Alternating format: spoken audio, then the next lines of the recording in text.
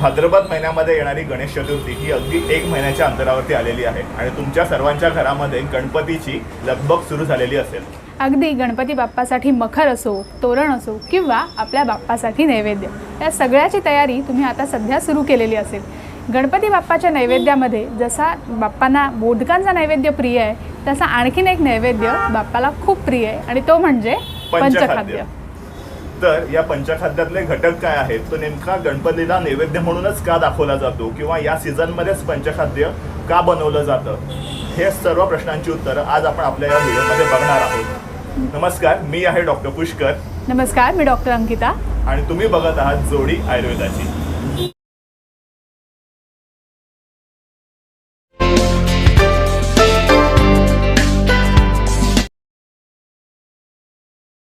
सर्वात पहिला प्रश्न म्हणजे या पंचखाद्यामध्ये नेमके कोणकोणते घटक आहेत। पंचखाद्यामध्ये 5 घटक आहेत म्हणून त्याला पंचखाद्य असं म्हटलं जातं। ते 5 घटक कोणते, तर सगळ्यात पहिला घटक आहे तो म्हणजे खोबरं, दुसरा आहे तो म्हणजे खारीक, तिसरा आहे खसखस, चौथा आहे खडीसाखर आणि पाचवा आहे तो म्हणजे किसमिस किंवा ज्याला आपण बेदाणा म्हणतो।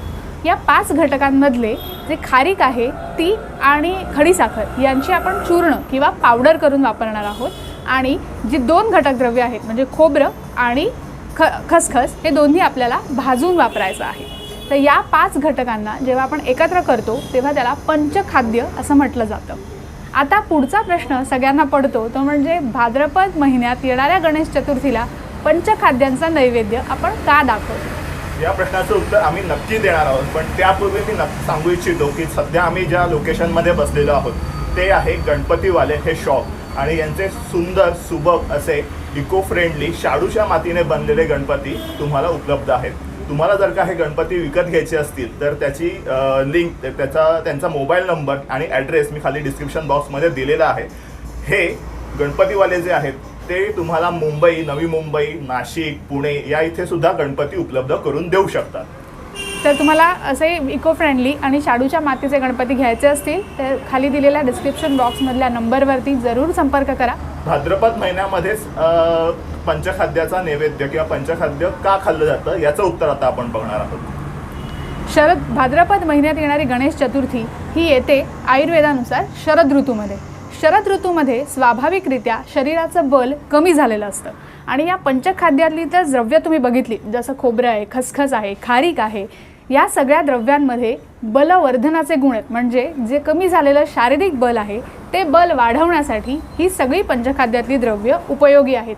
त्याचबरोबर या ऋतूमध्ये अग्नी म्हणजे डायजेशनची कपॅसिटीसुद्धा कमी झालेली असते। या पंचखाद्यातली द्रव्य ही डायजेशनची कपॅसिटी वाढवायला सुद्धा मदत करतात।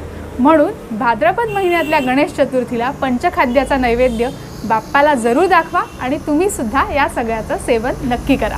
थांबा, व्हिडिओ इकडे संपलेला नाहीये। अजून एक प्रश्न आहे की हे पंचखाद्य नेहमी खाऊ शकतो का, या प्रश्नाचं उत्तर सुद्धा आम्ही देतोय। पण त्यापूर्वी जर का तुम्ही हा व्हिडिओ फेसबुकवरती बघत असाल तर आमच्या चॅनलला फॉलो करा आणि यूट्यूबवर बघत असाल तर आमच्या चॅनलला सबस्क्राईब करायला विसरू नका। तर हे पंचखाद्य तुम्ही 12 वर्षाचे 12ही महिने खाऊ शकता।